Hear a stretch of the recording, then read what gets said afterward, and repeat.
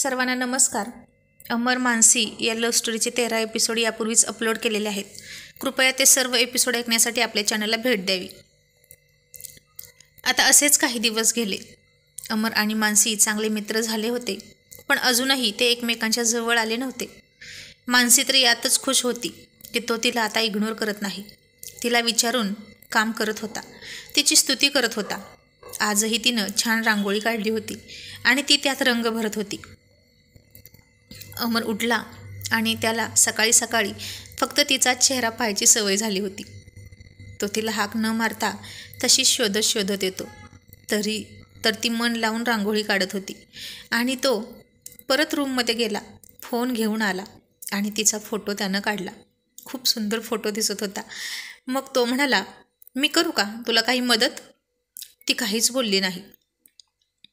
तशीच मान खाली घालून ती तिचं काम करत होती. मग तो तिच्याजवळ खाली बसून म्हणाला, अगं मी तुझ्याशी बोलतोय, तुला ऐकू येत नाही का? तरीही ती गप्पच. आता अमर चिडला आणि म्हणाला, काय नखरे लावलेत सकाळी सकाळी? बोलता येत नाही का? बोलायचं नाही का माझ्याशी? तरीही ती गप्पच. अरेच्चा, त्याला तर काहीच समजत नव्हतं आणि त्यानं तिचा रांगोळी घालणारा हात पकडला आणि म्हणाला, अगं काय झालं आहे? बोल ना. आज मौन व्रत वगैरे आहे की काय तुझं? माझं काही चुकलं का? आणि मग ती म्हणाली, तुम्ही मला काही म्हणालात का? तो हैराण होऊन म्हणाला, म्हणजे इतका वेळ मी काय या भिंतींशी बोलत होतो की काय? ती म्हणाली, काय माहीत, कदाचित असंही असेल. अमर चक्रावून म्हणाला, मी तुला मूर्ख वाटतो का गं या निर्जीव भिंतींशी बोलायला? मानसी म्हणाली, निर्जीव असल्या तरी त्यांना काहीतरी नाव तरी आहे ना. पण मी तर सजीव, चालती फिरती माणूस असूनही मला नावच नाही, होय ना? मानसी असं कोड्यात बोलली आणि अमरनं डोकं खाजवलं. तो म्हणाला, म्हणजे तुला म्हणायचं काय आहे? मानसी म्हणाली, हेच की मला नावच नाही, हो ना? बघा, या रांगोळीला सुद्धा नाव आहे, या झाडांना नाव आहे, भिंतीला नाव आहे, घरातल्या प्रत्येक वस्तूला नाव आहेत, पण मलाच फक्त नाव नाही. तो म्हणाला, कोण म्हणतो तुला नाव नाही? तुझंही नाव आहेच की. ती म्हणाली, काय नाव आहे माझं? आणि आता तो तिचं नाव घेत म्हणाला, मा. आणि पुढचं काही बोलण्या अगोदरच तो असा प्रकारे गप्प बसला, कारण तो आज तिचं पहिल्यांदाच त्याच्या तोंडातून नाव घेत होता आणि तिचं पहिल्यांदा नाव घेताना तो अडखळला आणि थांबला. मानसी म्हणाली, बघा, नाही की नाही माझं नाव? तुम्ही आपलं मला फक्त अगं, होय ग, का ग एवढंच बोलता. मला तुमचं नाव घ्यायला सांगता, पण तुम्ही कुठं माझं नाव घेता? अमरला आता तिच्या बोलण्यातला पॉईंट कळत होता. त्यानं तिला मानसी अशी हाक मारावी असंच तिला वाटत होतं. मग तो म्हणाला, अच्छा, तर हा प्रॉब्लेम आहे तर? ती गाल फुगवून म्हणाली, कळलं ना आता तुम्हाला?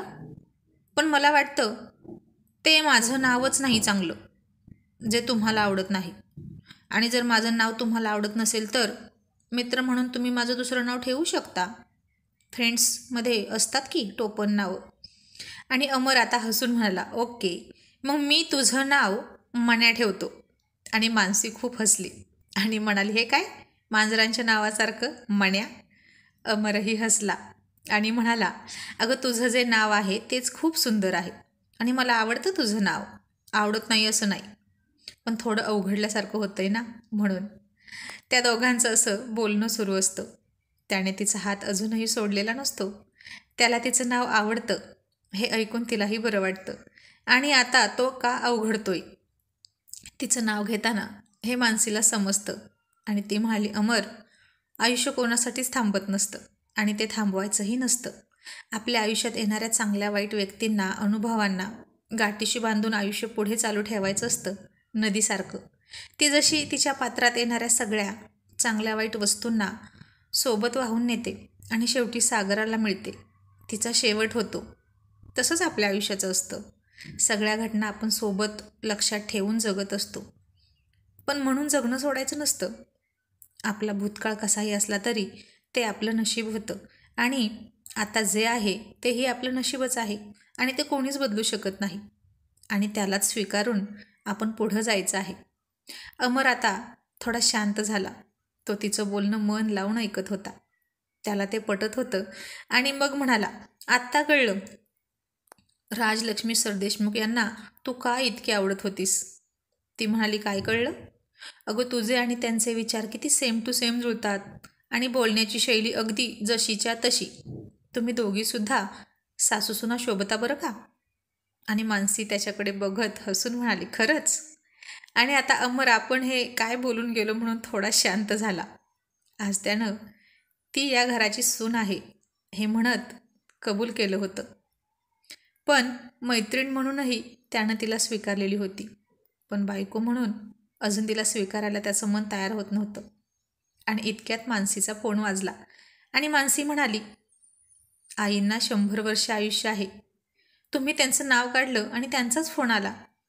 तुम्हा मायलेकरांमध्ये सुद्धा खूप छान बॉन्डिंग आहे की. त्याच असतील. अमर म्हणाला, का इतकी खात्री आहे तुला की आईचा फोन असेल. मानसी म्हणाली, लावता का पैज. अमर म्हणाला, लागली पैज. पण पैजेत काय ठेवायचं. मानसी म्हणाली, ते नंतर ठरवूया, पण आधी फोन घेते. आणि मग तिने फोन घेतला. बघितला तर राजलक्ष्मीच होती. तिने अमरला फोनवरचं तिचं नाव दाखवलं आणि अमर डोकं खाजवत म्हणाला, इतकं कसं घट्ट बॉन्डिंग आहे या दोघींचं. मी तिचा मुलगा असून माझ्याशी तर असूच शकतं तिचं, पण मानसीची आणि तिची मात्र काही महिन्यांचीच ओळख आहे, जेमतेम 5-6 महिन्यांची. तरी इतकी अटॅचमेंट कशी काय असू शकते. मग मानसी राजलक्ष्मीशी बोलत बोलत किचनमध्ये गेली आणि चहा ठेवला. अमरनेच ते सगळं रांगोळीचं साहित्य उचललं, घरात आणलं आणि बाथरूममध्ये आंघोळीसाठी गेला. तो परत येईपर्यंत चहा नाश्ता रेडी होता. अमर नाश्ता खात खात म्हणाला, काय म्हणाली काय तुझी आई. मानसी त्याला म्हणाली, असं का बोलता. तुमची ही आई आहेच की. अमर म्हणाला, हो, म्हणून तर मी तिची आठवण काढली आणि फोन कोणाला आला तर तुला. अमर तोंड वाकडं करत म्हणाला, मला तर कधीच फोन नाही करत ती. ती म्हणाली, आपण दोघं वेगळं आहोत का. फोन तुम्हाला आला काय आणि मला आला काय, सारखंच आहे ना. तिचं हे बोलणं ऐकून अमर फक्त हसला आणि ती म्हणाली, अमर, आज तुमच्याशी मी स्पष्टच बोलते. माझी तुमच्याशी काहीच तक्रार नाही. आधीही नव्हती आणि यापुढेही नसेल. पण तुम्ही आईशी असं तुटक तुटक वागू नका. माझं तुमच्या आयुष्यात येणं जर तुम्हाला मान्य नसेल तर हरकत नाही. मी कधीच तुमच्यावर सक्ती केली नाही. पण प्लीज या वयात आईबाबांना दुखावून आणखीन त्यांना त्रास देऊ नका. त्यांच्या खूप अपेक्षा आहेत तुमच्याकडून. एकुलता एक मुलगा आहात तुम्ही त्यांचे. त्यांनी तरी कोणाकडून आशा करायची. आईंचा माझ्यावर खूप जीव आहे म्हणून कदाचित त्यांनी माझ्या बाबतीत तुमच्यावर सक्ती केली. एकाच भेटीत त्यांनी माझ्यात काय पाहिलं कुणास ठाऊक, हे मलाही नाही माहीत. त्यांना मी काय इतके आवडले. आणि खरं सांगू, त्यांना तुमची मैत्रीण आलिशासुद्धा आवडली होती. पण सगळंच असं विचित्र होऊन बसलं होतं. अशावेळी त्यांनी एक आई म्हणून, सासू म्हणून जे करायला हवं होतं तेच केलं. आणि आलिशाचं नाव ऐकून अमरनं तिच्याकडे चमकून पाहिलं. मानसीच्या बोलण्यात आलिशाबद्दल राग नव्हता किंवा द्वेषही नव्हता. आणि मग मानसी पुढे म्हणाली, माझ्यामुळे तुमचं प्रेम तुमच्यापासून दूर गेलं. मी समजू शकते तुमचं दुःख. ज्या व्यक्तीसोबत आपण संसाराची स्वप्न पाहिली ती सोडून दुसऱ्याच कोणासोबत तरी संसार थाटावा लागणं हे वेदनादायक असतं. हे बोलताना आता मानसीच्या डोळ्यात पाणी आलं होतं. तिला बहुतेक सागरची आठवण आली असेल. ती हुंदका आवरत म्हणाली, मला माफ करा. तुम्ही मला हवी ती शिक्षा देऊ शकता. मी आयुष्यभर ती शिक्षा भोगायला तयार आहे. पण प्लीज माझ्यामुळे आईबाबांवर राग धरू नका. त्यांना निराश करू नका. आणि तिचं ते सगळं बोलणं ऐकून अमर म्हणाला, आईबाबांच्या माझ्याकडून अपेक्षा आहेतच हे मला माहीत आहे. आणि तुझ्या नाहीत माझ्याकडून अपेक्षा काहीच. आता अमरला फक्त तिच्या तोंडून हे ऐकायचं होतं की तिला त्याच्याकडून अपेक्षा आहेत की नाही. त्यानं तिला पत्नी म्हणून स्वीकारावं अशी तिची अपेक्षा आहे असं तिनं म्हणावं. कारण ती तर आधी म्हणाली होती की माझ्या तुमच्याकडून अपेक्षा नाहीत. म्हणूनही त्याचं मन कातरत होतं तिच्याजवळ जायला. आणि आता मानसी शांत झाली. अमर पुन्हा म्हणाला, मानसी सांग ना, तुझ्या काय अपेक्षा आहेत माझ्याकडून. आता तो तिच्या डोळ्यात पाहून तिच्या उत्तराची वाट पाहत होता. आणि मानसी त्याच्याकडे बघून म्हणाली, माझ्या तुमच्याकडून काहीच अपेक्षा नाहीत. आणि हे ऐकून अमर उदास झाला. आणि मानसी पुढे म्हणाली, पण तुम्ही जे कराल ते मला मान्य असेल, असं म्हणाली आणि ती डायनिंग टेबलवरून उठली. आणि तिने पूर्ण निर्णय अमरवरच सोपवला होता. कारण ती स्वाभिमानी होती. ती स्वतःहून त्याच्याजवळ जाणारच नव्हती. कधीच नाही. याआधीही तिने प्रयत्न केला नाही आणि यानंतरही नाही. संयमी होती ती खूप. आणि अमरसुद्धा तिच्या संयमाचीच परीक्षा बघत होता. पण त्याच्या विरहात ती तळमळत होती हे नक्की. मानसी बेडरूममध्ये गेली. आता अमरला तिच्याशी आत्ताच या विषयावर बोलायचं होतं आणि तोही तिच्या मागे मागे गेला. पण तिने आतून दरवाजा बंद केला होता. आता बहुतेक आतमध्ये ती खूप रडत होती. तिच्या सगळ्याच भावना दाटून आल्या होत्या. आणि अमर तिला आणखीन त्रास व्हायला नको त्याच्या बोलण्यानं म्हणून पुन्हा त्याच्या रूममध्ये गेला. आणि त्यानं फार विचार केला. मग त्यानं त्याचा मोबाईल काढला. गॅलरीमधून त्यानं सगळे फोटो पाहिले. त्यानं सगळे आलिशाचे फोटो डिलीट केले. आणि आता त्याला खूप मोकळं मोकळं वाटत होतं. तो मनात म्हणाला, आलिशा, आता मी तुला माझ्या सगळ्या वचनातून आणि प्रेमातून मुक्त करतोय. तू तर माझ्यापासून लांब गेलीच होतीस. त्याचं कारण काहीही असो, ते इतरांच्या हिताचं असो किंवा नसो, तू दूर गेली असलीस तरी माझं मन आणि मेंदू तुझा विचार करून तुझा पाठलाग करत होतं. तुझ्या भोवतीच ते घुटमळत होतं. पण आता माझा मन आणि माझा मेंदू सुद्धा तुझा पाठलाग करणार नाही. आता या नात्यातून तूही कायमची मुक्त झालीस आणि मी सुद्धा. कारण आता माझी गरज इथे आहे.